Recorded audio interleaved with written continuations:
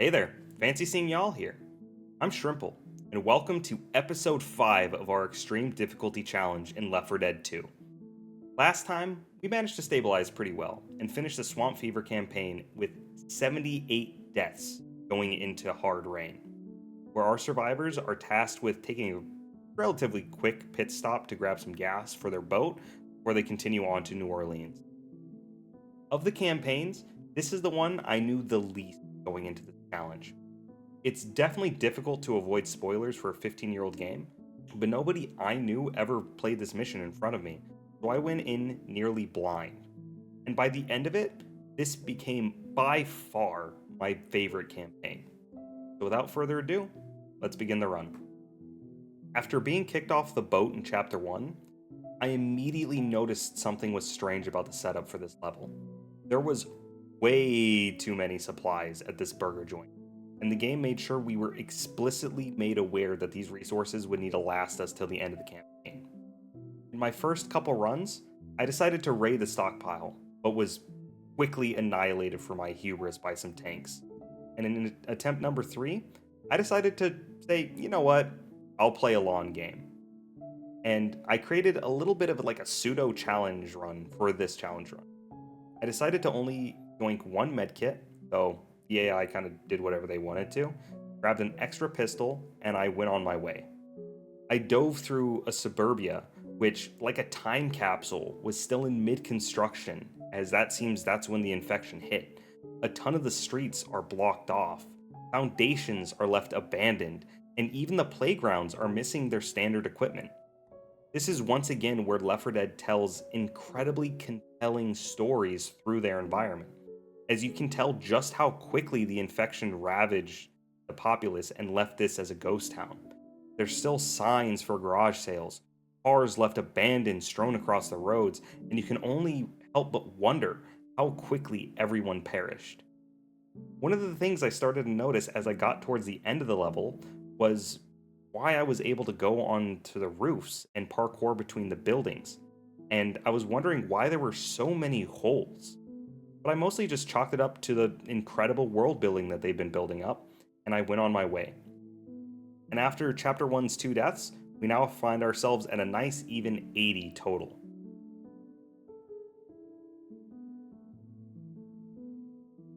Wouldn't have liked.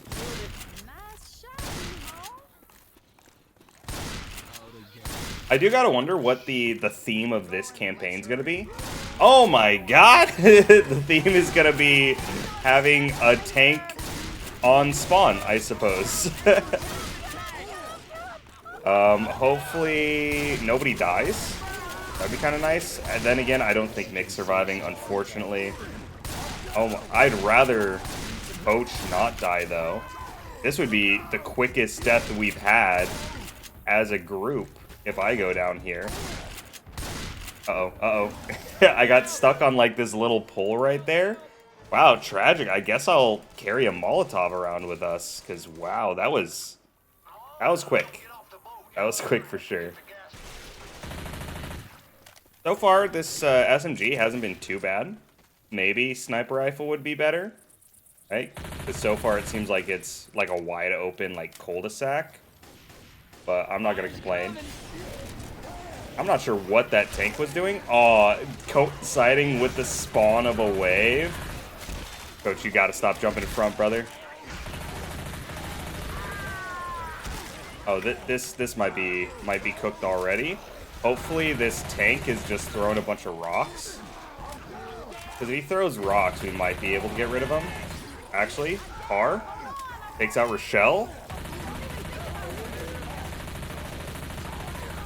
Come on. Was I at least close? No, an entire clip of pistol ammo wasn't enough. Yeah, I should have just hightailed it out. Chapter 2 ended up making me wonder if this campaign was secretly in Cleveland, as this place was truly the factory of sadness.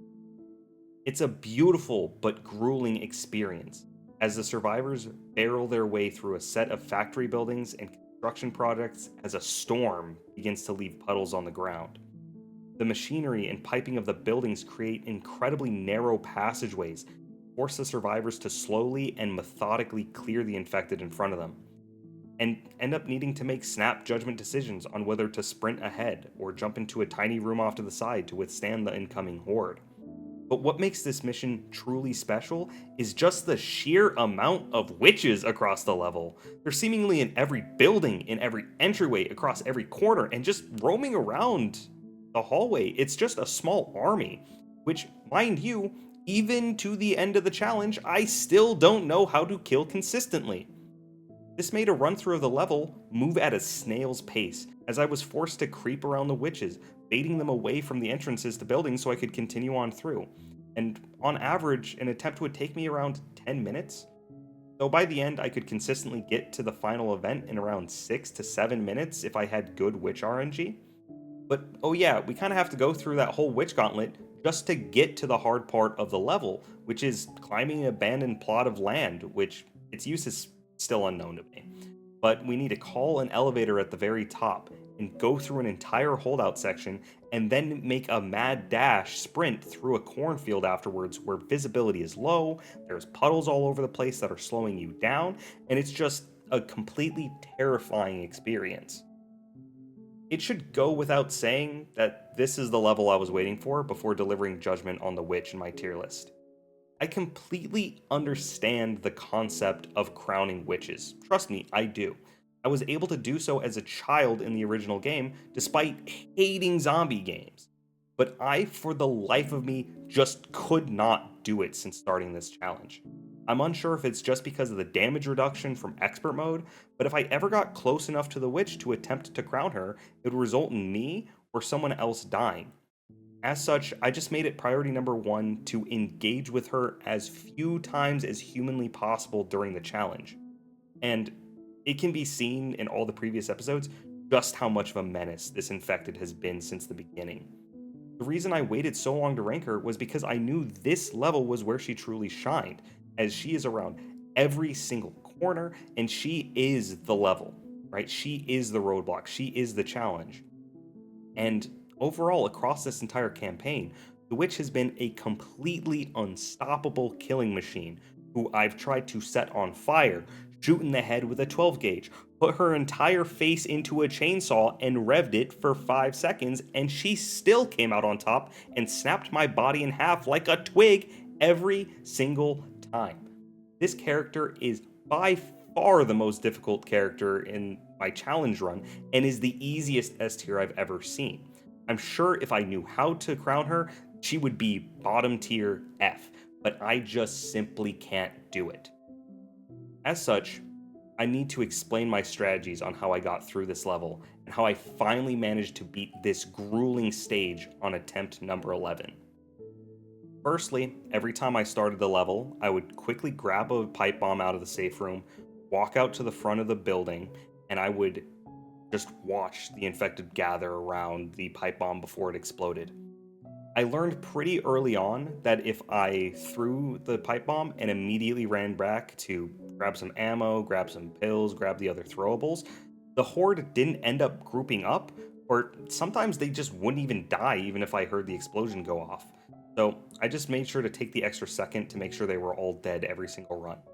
This was an incredibly important step as it prevented anyone in the team from taking unnecessary damage this early into the level, as we needed as many resources as possible to make it through the holdout and sprint section afterwards. After clearing that initial group, I would head back, grab a Molotov for a potential tank spawn later in the level, and begin clearing the inside of the office building. On this specific round, I heard a hunter spawn on the left side far doorway, so I decided to take an open window into one of the side rooms and clear it slowly from there. We ended up getting lucky with our first witch spawn in the first outdoor space, as it was just to the left of us and the doorways to the right, which meant we could just completely ignore her and get into the garage. This was important as we only have so much time before the first wave spawns, and we definitely do not want to get caught outside where the infected can surround us. In the first factory building, we also got lucky once again, as the roaming lich was on the far left side, which allowed us to just sprint right past her on the right side. You see, the entire left side of the room is blocked off by scaffolding and random machinery, so we need to go on the right side anyways. So this just gave us a straight shot through. At the back end of the room, I ended up checking the side building, as it generally has the potential for some pretty good loot. Unfortunately, while I was doing that, there was a spitter that cut off me from all of our AI, and that gave enough time for the witch to roam and aggro on them, killing Coach on the spot and actually getting two of our teammates downed. This can technically be seen as a blessing in disguise, though, as it meant we got a guaranteed Coach respawn later in the level, just in case something bad ended up happening to our current companions. But this is also where our previous routing kind of came in handy. Because of our pipe bomb usage at the start of the level, we guaranteed that our AI had their meds going into this exact scenario so that we're still healthy going into the rest of the level. Strangely enough, the next outdoor area was completely empty outside of one or two zombies. This usually only happened when there was a witch or a tank spawn there, but it was very lucky for us as it meant that we had even more ammo for later. After turning around the corner, we had the option to go up a ramp, and it is very important that we hold our ground here at the top. There's the potential for special infected to camp that drop, and it's around time for our second horde anyways, so I just prefer to hold this area. And we were lucky with an early coach spawn and we were able to just grab him right then and there. Unfortunately, this gave enough time for the witch who was in the corner to roam on over, so we were forced to drop right as the horde spawned. As we were killing the infected as a part of this horde, a jockey ended up spawning and jumping on my head. And I'm not sure if the AI just refused to shoot him, which they've been known to do on occasion in the past, or if all their bullets were just hitting the metalwork inside the building, but it did mean that I went down and I was forced to use my heal for the speed. One of the really cool things is that in one of my last runs before this attempt, I discovered that you can actually crouch hop on the metal scaffolding on this right side and completely ignore the wandering infected and witch beneath the machinery. Unfortunately, due to the time that we took fighting the horde and healing up, the witch upstairs managed to roam towards the area I needed to climb up, so I was forced to go down my normal route, which ended up being another lucky break as it had a stash of pipe bombs and boomer bile underneath. This changed the prospect of the run from likely making it to the holdout to potentially the run, as a single boomer bile may be enough for us to get through the holdout by itself. The final outdoor area is one that we have to be laser focused on the entire time. Several of our runs have made it here, but lost because of a roaming witch that was hidden behind the infected horde. We also got a late tank spawn here, which, while kind of unlucky, was also incredibly favorable as he was off to the right side between the silos as opposed to being in the middle of the area. Because we went underneath the machinery and I knew I had an extra bile bomb, I ended up just using it to spawn a horde to distract the tank so I could regroup our entire team in the previous section and pepper him from afar. By the time that we ended up taking him out, I realized the biggest risk to this run at this point is our ammo store. The unfortunate thing about a late tank spawn is that there are no more ammo refreshes this late into the run. So I either have to backtrack through the room I'm currently in and try and grab whatever ammo or weapons that spawn here, or I need to take my chances and because I know that witch is still upstairs and I don't want to risk it, I end up just moving forward. As we rounded to the last outdoor section, we actually got lucky once again, as the roaming witch was on the right side of the stage, and the entrance we needed to take was down the left side. When we got inside the construction area, I decided to use my knife to clear the stairs to maintain my limited ammo stores. But after I ended up taking a swing because I was a little bit too cocky, I realized I was only one hit from going down into yellow health and losing my speed. So I realized I had to just bite the bullet, use some of my ammo to clear the infected on the top floor. And in a final gift from the heavens, we got a completely fresh chainsaw right next to the elevator. This brought the run from likely to make it to and past the event to our only lose condition is a smoker spawn. Because of this chainsaw, I didn't even feel pressured to use my boomer bile at all, as I can clear all of the close side spawns on the right and have the AI clear any infected coming from the left side. Unfortunately, my greed almost got the best of me here, as it got incredibly hairy towards the end, as I was forced to duck behind the AI that was already on the ground, which ended up eating a hunter pounce. And I immediately afterwards got snagged by a smoker, and I could feel needing to go on to attempt number 12. But Coach, the same exact AI that just took the hunter spawn for me, managed to get an amazing snipe on the smoker from behind the barrel and saved our run. I will say, the one saving grace with this level is that this section is not an infinite horde.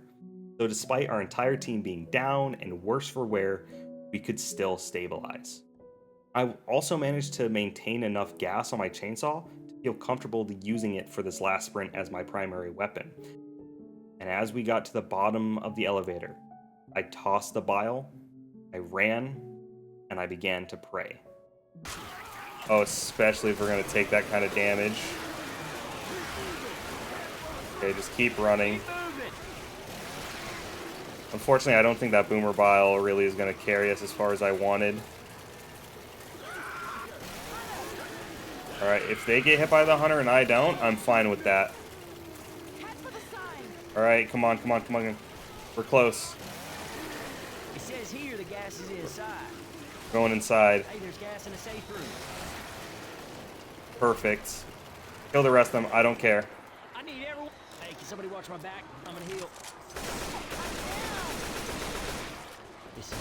You're not making it in here, guys. I'm sorry to say it. I can't afford it. I can't afford us opening and closing that door over and over and over again. Oh, man. That was a tough run. That was... Hey, but hey, we made it. Right? We did, in fact, use them all as bait and shot them the second they weren't useful to us anymore.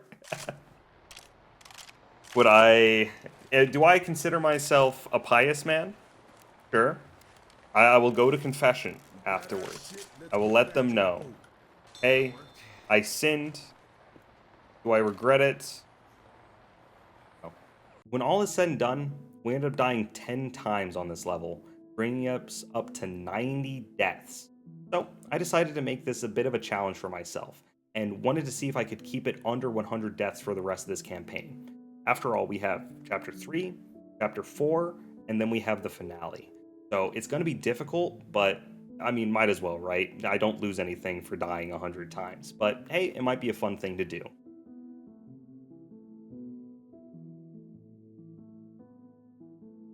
Oh my goodness. There is a second witch right here.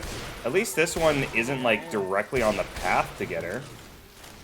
But why are there so many witches? Man, that is the most witches I ever saw. Oh wow, they're actually making... They're making noise about it. I'm amazed that there's a line of dialogue for that. Alright, where are we going? Okay. Another witch to the left. Hold on. Trying to walk away. If you guys don't follow me, you deserve to die. Unfortunate. I have to run. Oh well. This is it. This is the end of the line, boys. Yep. Wow. Yeah, it turns out the witches, when you're trying to like quick scope things, look very similar. Another witch right there. All the elevator. Right on top of the witch. We don't even have any ammo left anymore. You can get a pipe bomb, I suppose. But like... I don't know what to do here. I can't give her my adrenaline. I would absolutely love to. Okay, be ready to fight the horde. Ready as I can be. Alright. Toss the pipe bomb down the hallway.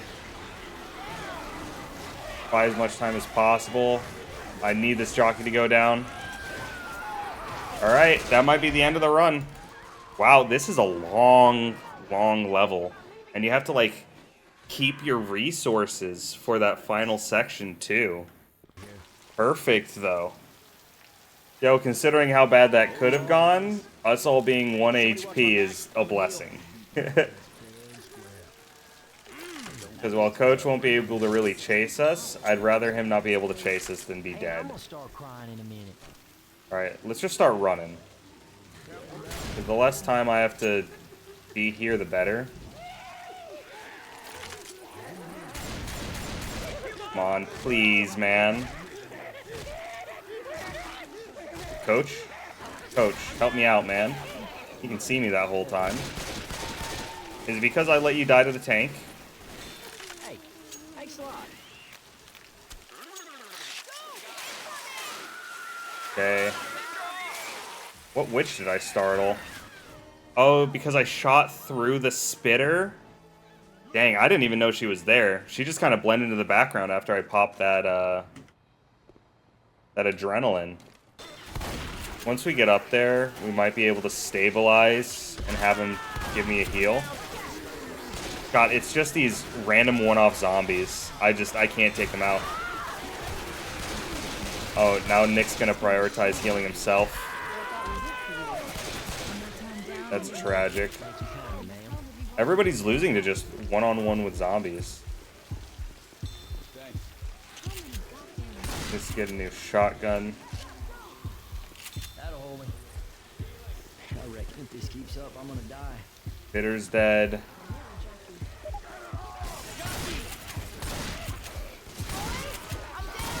Rochelle, why are you running in front of me? I know it's because you wanted to pick up Coach. Don't get me wrong. I know it's because you wanted to pick up Coach. Hey, I don't mean to be scared, you know that. He's standing on top of a witch. Like, I have to run away. Up here. So, this seems like a slightly worse position than we were in last time. Rough, rough, rough, rough, rough, rough. I will be cool with it. The second she interferes with us on the first floor, I'll be a little bit concerned. Oh, we can get a boomer bile. Nice. And pain pills? Alright, let's just chug the pain pills while we're here.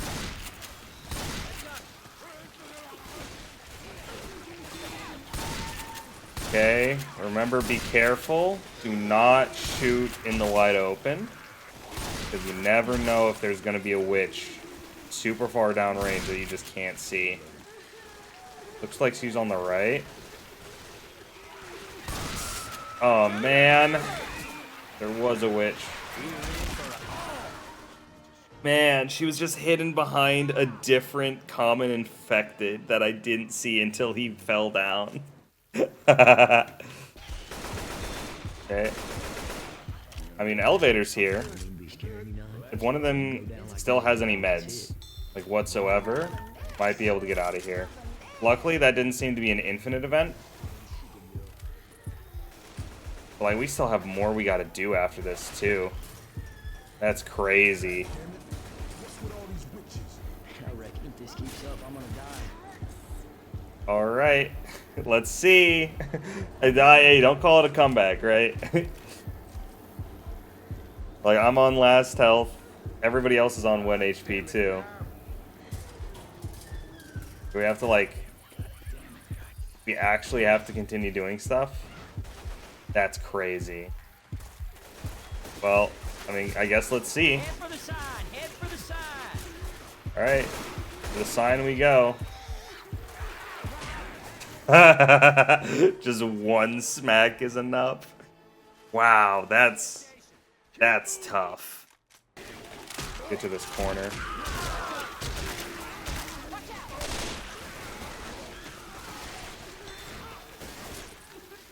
Alright. So far, so good, I guess. Like, really, this is kind of like an all's well that ends well scenario. Okay. Go around the left side. We can. Aw, smoker.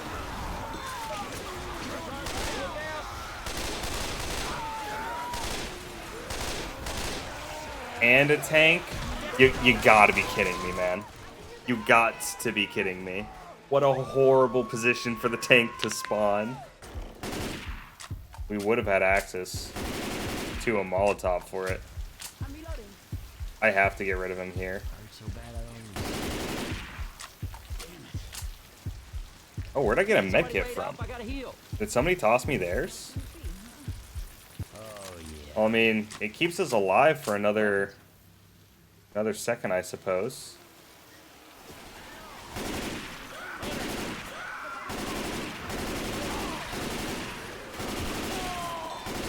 I can't believe their attacks through the wall hit. Oh my god, I can't get around them. I was just actually on the walling that zombie, and I just couldn't get past him because of it. Oh well, that was a cursed run. That might legitimately be the fastest curse and lasted the most long. Because we can go above.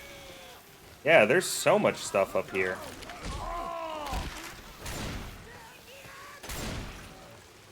Pills here. Okay, I popped these pills. Might as well carry the defib just in case. Get the chainsaw too. Yeah, this is perfect. Then we can just walk back here. This is getting serious as a heart attack. I think if I was a little bit faster there, like they don't even get far enough to get absolutely decimated by that witch. Come on, Nick. Save me. Save me. Nick? Nick? Nick? Buddy? Buddy. Well, at least we found a new route to get through that last section. Right? That's pretty nice. Maybe this boomer bile lasts long enough for me to get a heal off on myself.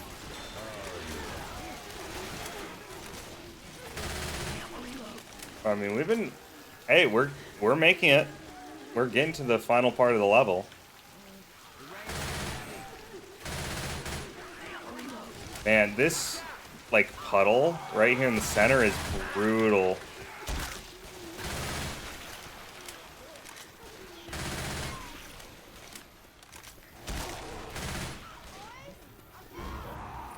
No shot. There's a tank in the building. I have to take the damage. It's a matter of if I wanted to take the damage or my life. Rochelle, run away. Oh no, no, Rochelle, save me. I'm actually going to pair the runback levels together, as I truly think that they fit together thematically, and many of the things I'm going to praise Chapter 3 for also end up applying to Chapter 4. So I feel like I would just be doing a disservice to you guys to only talk about one of them at length and then forego the other, or to just rehash every one of my praises from the first time over. So the gimmick with this campaign, as mentioned in the beginning, is that our resource management matters. In a twist that is completely unique to this campaign, we must retrace our steps from the earlier chapters and go back through our safe houses to get back to the burger stand to call for rescue with our newly secured fuel. How the devs managed to avoid making this feel repetitive and cheap is by making use of the rain to cause a complete flood in the area. This means all of the ground level work we've just done over the last two chapters are a death sentence if we decided to use them again.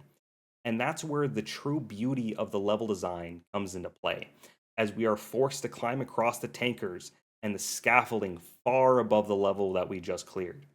And it reminded me of the many times over the course of this campaign where I was wondering why the special infected were raining down from above me, why I couldn't get to the second floor of all these offices and factories. And also, it answered the question of why I was able to go on the roofs in the suburbs. And what truly made it brilliant is that the devs secretly made two levels and made them so seamlessly fit on top of each other that it is just beautiful work. In terms of atmosphere, this campaign rivals Dark Carnival in my eyes, as our survivors are no longer battling against the infected like they have been for this entire series. They are now battling against Mother Nature herself, making use of every trick, every piece of rubble, everything that they've learned over the last 4 campaigns in order to avoid being washed away. This also builds on the Swamp Fever campaign, where I noted that the verticality created a unique sense of fear than players that wasn't present while we were digging through the alleyways and sewers of the previous levels, which is the fear of falling below into the waiting arms of the Horde while they desperately climb up on all sides, trying to drag you down with them. Also, another thing that makes this particularly fun for me is that I like to think I have a pretty good memory and sense of direction. So I was able to remember what paths I had just taken in both levels beforehand to avoid getting lost, as the storm continued to ramp up as the campaign continued. What was also astounding about this is that we were able to complete both levels without taking a single death. And even though I felt like they were pretty short compared to chapter 1 and 2, it felt like a real accomplishment where my route finding improved, and this was the award for building those skills over the last 4 campaigns. And after both chapter 3 and 4 with 0 deaths, we're still at 90 total. All we have to do is not die 10 times in the finale. By all intents and purposes, I should hate this finale. So far, my least favorite part about the game has been the artificial difficulty increase by having swamps, bogs, puddles of water slowing us down. You're constantly just punished. So, what do you think happens when your entire level stands like one small rooftop is underwater? It actually creates an amazing finale. And I think this is exclusively because I feel like my previous tribulations earlier in this campaign came to fruition. See, my decision not to use any of the resources in Chapter 1 have now blossomed into having an insane amount of resources for this finale. I have a nearly full suite of meds, all of the throwables, all of the traps, and I can make use of them for anything that I want for this last section now. And I was able to quickly formulate a strategy that made use of all those resources that I saved, as I would stand on the awning on the top of the burger shop, toss a boomer bile into the back corner by the tree, maybe even like a pipe bomb if I was out of boomer bile. And I would try to focus the horde down there and hold the line as hard as I could with my AI companions. And then once the tanks would spawn, I would play Ring Around the Rosie up on the roof and use any opportunity I could to fall back down into the burger shop to get a reset on my utility before the next wave. I ended up doing this a couple times, and by the time the boat arrived, I still had plenty of resources and probably could have done another full wave without sweating at all. This ended up being our first time going deathless in any of the finales, and it was also the first time where we made it out with all 4 survivors in one of these finales. This means by the end of the Hard Rain campaign, we still had 90 total deaths, which means if we can avoid dying 10 times in the parish, we will have managed to complete all 6 campaigns on extreme difficulty while staying under 3-digit deaths, which is an insane milestone that I would definitely hang my hat on for any of the people that truly cared. And just once again, I just want you to know just how fun this series has been to film, edit, and commentate. So, if you also enjoy this content, please like and subscribe. And if you have any notes on what I can do to improve for future videos, I would absolutely love to learn more. Thank you for watching, and let's end this series off with a bang. Another boomer bile. Grab our ammo. Hopefully none of them get hit by that hunter. Nice, we killed it. Dude, this is we might actually first try this.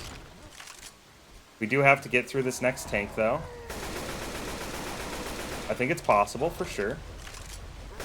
We just essentially have to do the same exact strat as last time. Alright, Coach. Alright, Coach is dead. Completely. Perfect. Alright, I actually might be able to res him, too. Where's my defib that I brought with me? Yeah, there it is. There it is. Get up there.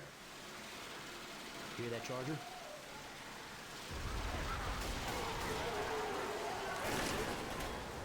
Okay, let's res him. Throw another thing back there.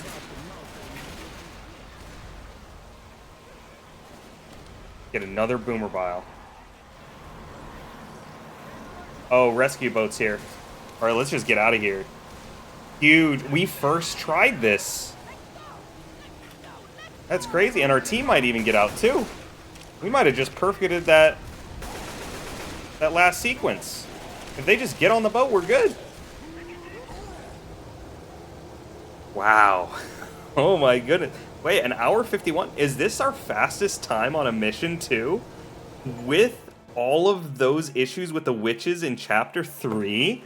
Wow. Okay, that blew me away. That absolutely, I love that. I love that entire campaign.